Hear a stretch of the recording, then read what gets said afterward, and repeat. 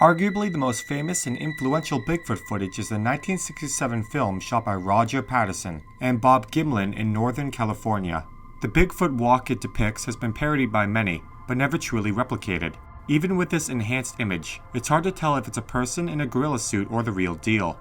On Friday, October 20th, 1967, in the early afternoon, Patterson and Gimlin were riding generally northeast, upstream, on horseback, along the east bank of Bluff Creek. At some time between 1:15 and 1:40 p.m., they came to an overturned tree with a large root system at a turn in the creek, almost as high as a room.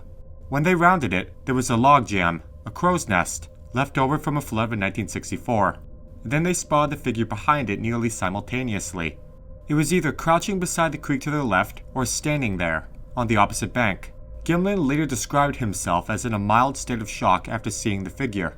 Patterson initially estimated its height at 6 foot 6 inches to 7 feet, and later raised his estimate to about 7 foot 6 inches. Some analysts, anthropologist Grover Krantz among them, have suggested Patterson's later estimate was about 1 foot too tall.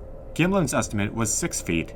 The film shows what Patterson and Gimlin claimed was a large, hairy, ape-like figure with short, silvery brown or dark reddish brown or black hair covering most of its body, including its prominent breasts. The figure in the film generally matches the descriptions of Bigfoot offered by others who claim to have seen one. Patterson estimated he was about 25 feet away from the creature at his closest. Patterson said that his horse reared upon seeing the figure, and he spent about 20 seconds extricating himself from the saddle, controlling his horse, getting around to its other side, and getting his camera from his saddlebag before he can run towards the figure while operating his camera. He yelled, "Cover me," to Gimlin, meaning to get the gun out. Gimlin crossed the creek on horseback after Patterson had run well beyond it, riding on a path somewhat to the left of Patterson's, and somewhat beyond his position.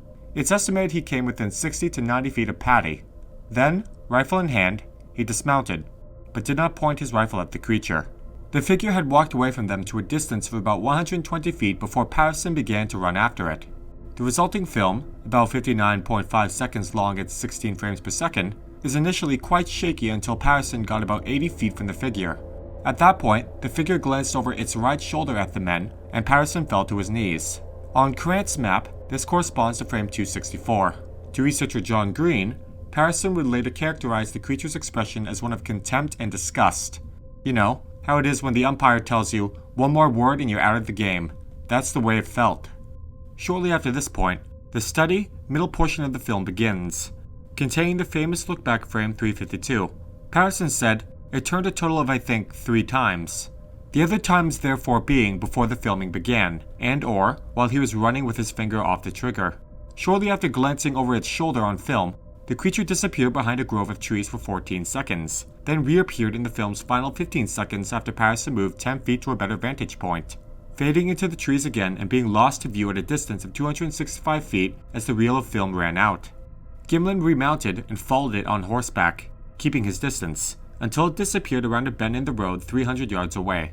Patterson called him back at that point, feeling vulnerable on foot without a rifle, because he feared the creature's mate might approach. The entire encounter had lasted less than 2 minutes.